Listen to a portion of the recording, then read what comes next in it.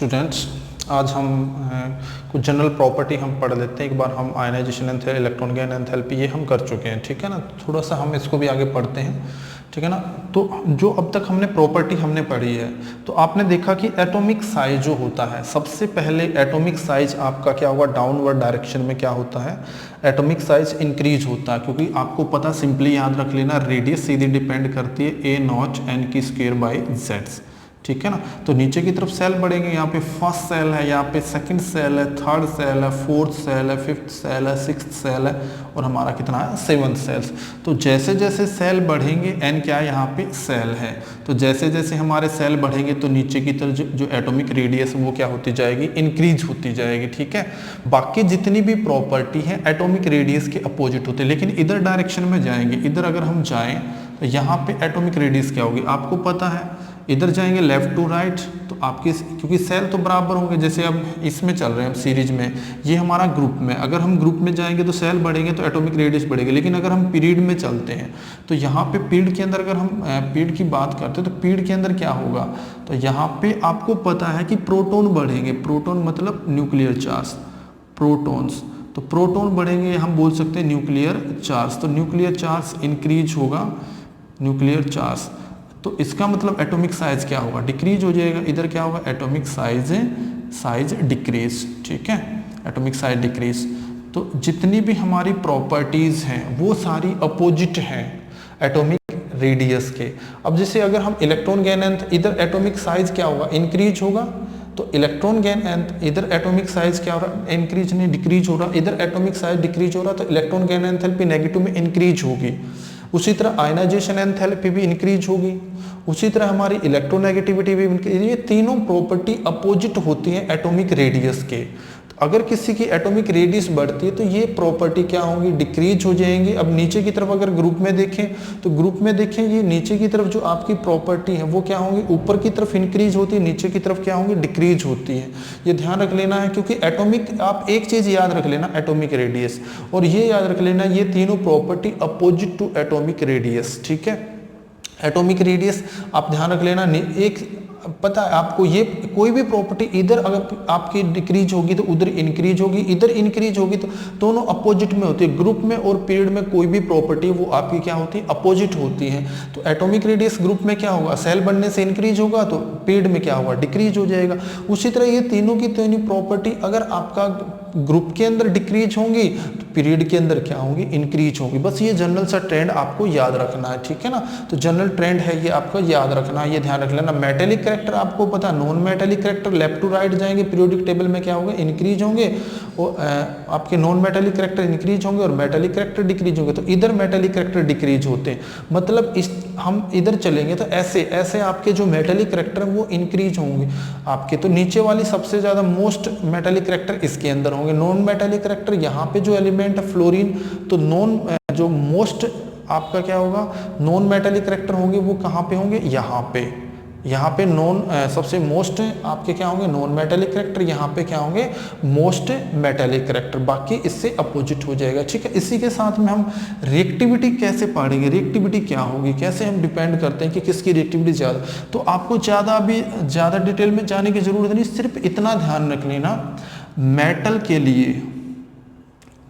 के लिए आप सीधा ध्यान रख लेना है, अगर आपकी मेटेलिक जो करैक्टर होते हैं, जो मेटेलिक करैक्टर हैं वो आपके सीधा डिपेंड करेंगे किसके ऊपर, आयनाइजेशन एंथैल्पी के ऊपर। तो आपका क्या हो जाएगा, इनवर्सली प्रोपोर्शनल, जितनी ज़्यादा आयनाइजेशन एंथैल्पी होगी मेटेलिक करैक्टर उतने ही कम होंगे, ठीक है ना। तो सीधा डिपेंड करेगा आयनाइजेशन एंथैल्पी के ऊपर, ठीक है। तो आयनाइजेशन एंथैल्पी क्या होती है, tendency to lose electrons, tendency to lose electrons. तो आपका आयनाइजेशन एंथैल्पी क्या होती है, टेंडेंसी टू लूज इलेक्ट्रॉन, जिसकी जितनी ज्यादा आयनाइजेशन एंथैल्पी होगी मेटेलिक कैरेक्टर उसमें उतने ही कम होंगे। ये याद रख लेना, सिर्फ इतना याद रख लेना, metallic character ionization, metallic character होते क्या है, किसी भी एलिमेंट की जो टेंडेंसी है अपने इलेक्ट्रॉन को लूज करने की, उस टेंडेंसी को बोल देते हैं आपकी मेटेलिक करेक्टर। तो और मेटेलिक करेक्टर याद रख लेना, inversely proportional to the ionization. जैसे जैसे आयनाइजेशन एंथैल्पी बढ़ेगी मेटेलिक करेक्टर कम हो जाएंगे। नॉन मेटेलिक जो करेक्टर होते हैं, नॉन जो मेटेलिक करेक्टर होते हैं वो सीधे डिपेंड करेंगे इलेक्ट्रॉन गेन एंथैल्पी के ऊपर। इलेक्ट्रॉन गेन एंथैल्पी क्या होती है? Tendency to accept electrons, tendency to accept electrons, to accept electrons, ठीक है, टू एक्सेप्ट इलेक्ट्रॉन्स। तो नॉन मेटेलिक करेक्टर जैसे जैसे इलेक्ट्रॉन आपकी ये आपका जो नॉन मेटेलिक करेक्टर जैसे जैसे एनर्जी बढ़ेगी इलेक्ट्रॉन गेन एंथैल्पी नेगेटिव में हम ले रहे हैं, ये ध्यान रख लेना, नेगेटिव में ले रहे हैं तो वो इतना ही उसमें स्ट्रॉन्ग टेंडेंसी होगी इलेक्ट्रॉन। तो नॉन मेटेलिक करेक्टर क्या होते हैं? Tendency to accept electrons. तो जो एलिमेंट इलेक्ट्रॉन को एक्सेप्ट करता तो उसके अंदर नॉन मेटेलिक करेक्टर होंगे, जो लूज करता वो मेटेलिक करेक्टर होंगे, और वो सीधा डिपेंड करेगा इलेक्ट्रॉन गेन एंथैल्पी के अंदर। तो ये हो जाएगी रिएक्टिविटी। तो मेटल की रिएक्टिविटी जितना ज्यादा मोस्ट रिएक्टिव मेटल होगी, तो मेटेलिक करेक्टर बढ़ेंगे तो आपकी रिएक्टिविटी भी इंक्रीज हो जाएगी। मेटेलिक करेक्टर इंक्रीज होंगे तो आपकी रिएक्टिविटी भी क्या होगी? मेटेलिक करेक्टर आपके क्या होंगे? इंक्रीज होंगे तो रिएक्टिविटी भी क्या होगी? इंक्रीज होगी, ठीक है ना। तो यहाँ पे नॉन मेटेलिक करेक्टर्स आपके जो होंगे इंक्रीज होंगे तो रिएक्टिविटी भी क्या होगी? इंक्रीज हो जाएगी, ठीक है ना। तो ये सीधा इस पे डिपेंड करता है। तो मेटेलिक करेक्टर और हमें ये चीजें पता होनी, तो थोड़ा सा लिखा हुआ लेकिन ये काफी सारी चीजों को एक्सप्लेन कर देता। तो मेटेलिक करेक्टर सीधा इनवर्सली आयनाइजेशन एंथैल्पी हम बोल सकते हैं टेंडेंसी टू लूज इलेक्ट्रॉन। जैसे जैसे टेंडेंसी टू लूज इलेक्ट्रॉन आपकी क्या होगी? इंक्रीज होगी, मेटेलिक करेक्टर भी इंक्रीज हो जाएंगे, ठीक है। तो उसी तरह आपके जो मेटेलिक करेक्टर हम सीधा यहाँ लिख देते हैं, मेटेलिक करेक्टर सीधा इस पे डिपेंड करेंगे, और ये आपका सीधा जो नॉन मेटेलिक करेक्टर है वो सीधा इस पे डिपेंड करते हैं। तो हम इसके बेस पे बता सकते हैं। तो मेटल करेक्टर बढ़ेंगे तो रिएक्टिविटी आपकी क्या होगी? इंक्रीज हो जाएगी, ठीक है।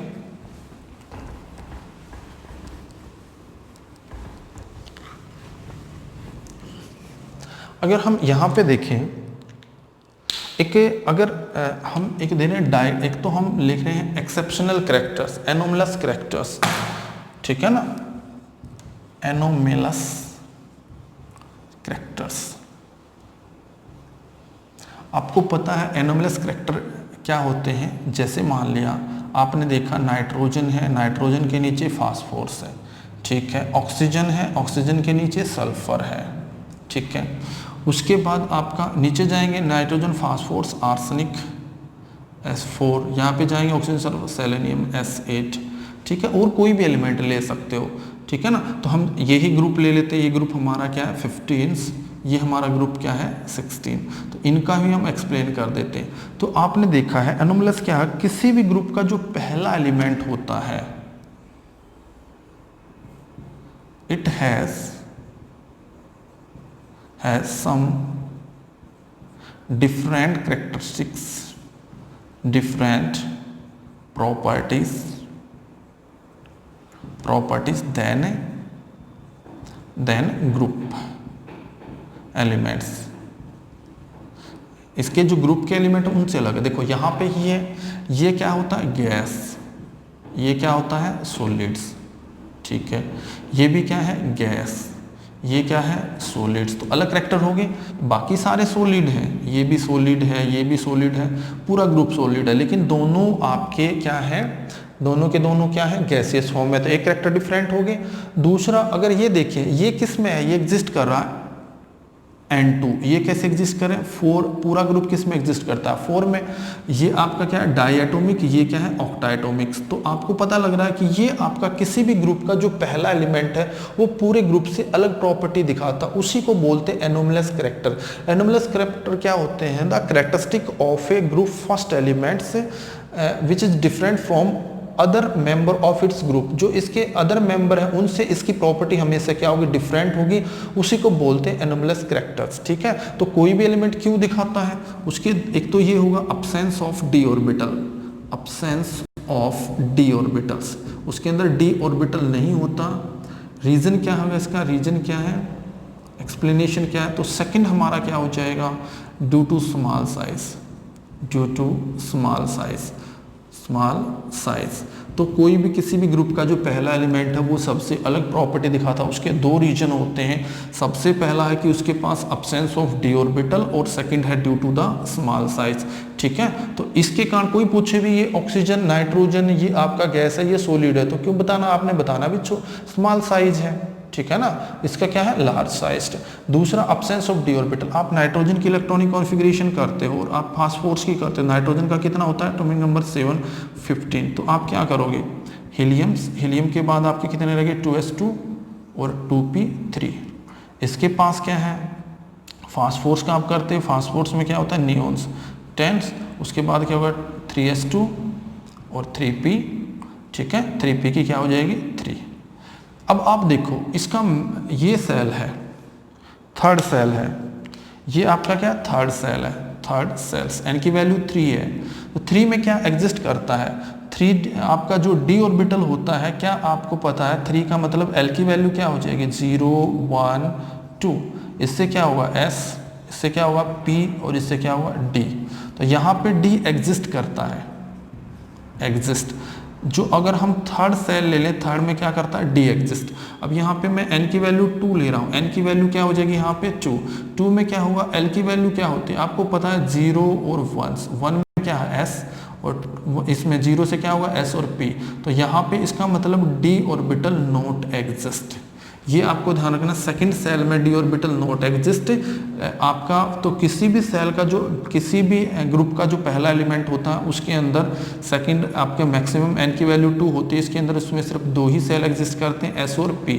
ठीक है ना, उसमें बाकी ये सेल एग्जिस्ट नहीं करते, ये आपको ध्यान रखना। ठीक है, उसके बाद एक आपका डायगोनल रिलेशनशिप अगर हम देख रहे हैं, डायगोनल रिलेशनशिप क्या होता है अभी हमने प्रॉपर्टी देखी है। डायगोनल रिलेशनशिप क्या है, जैसे लिथियम है, लिथियम के बाद बेरिलियम है, बेरिलियम के बाद बोरोन है, लिथियम के नीचे कौन आता है, ठीक है ना, लिथियम के नीचे हमारा सोडियम आता है, सोडियम के नीचे हमारा क्या आता है मैग्नीशियम आता है, मैग्नीशियम के नीचे क्या आता है एल्युमिनियम। तो कोई भी प्रॉपर्टी अगर हम देख रहे हैं, जैसे मान लिया एटॉमिक रेडियस अगर हम देखेंगे, एटॉमिक रेडियस डिक्रीज होगी इधर इंक्रीज हो जाएगी। तो एक बार प्रॉपर्टी कोई भी प्रॉपर्टी एक बार इंक्रीज हुई है तो फिर डिक्रीज है। जैसे मान लिया एटॉमिक रेडियस क्या होगी, यहाँ पे एटॉमिक रेडियस इंक्रीज होगी फिर डिक्रीज हो जाएगी। ठीक है ना, तो इसका मतलब दोनों की क्या होगी सेम होगी। कोई भी प्रॉपर्टी ले लें तो वो क्या होगा एक बार इंक्रीज होती है, यहाँ पे अगर वो डिक्रीज हुई है तो यहाँ पे क्या हो जाएगी इंक्रीज हो जाएगी। ठीक है ना, तो जैसे मान लें एटॉमिक रेडियस आप देख लो, एटॉमिक रेडियस अगर आप देख रहे हो एटॉमिक रेडियस तो यहाँ पे क्या हो एटॉमिक रेडियस डिक्रीज होगी फिर क्या होगी इंक्रीज होगी, तो लगभग क्या होगा दोनों का क्या हो जाएगा सिमिलर साइज। जो डायगोनली रिलेटेड है तो क्या हो जाएगा सिमिलर साइज।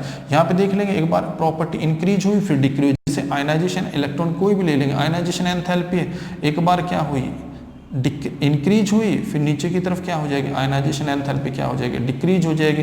इसका मतलब क्या है दोनों की सिमिलर प्रॉपर्टी होंगी, सिमिलर प्रॉपर्टीज इसको बोलते हैं डायगोनल रिलेशनशिप। ठीक है ना, इसके नीचे हमारा सोडियम है तो इसको बोलते हैं हम डायगोनल रिलेशनशिप।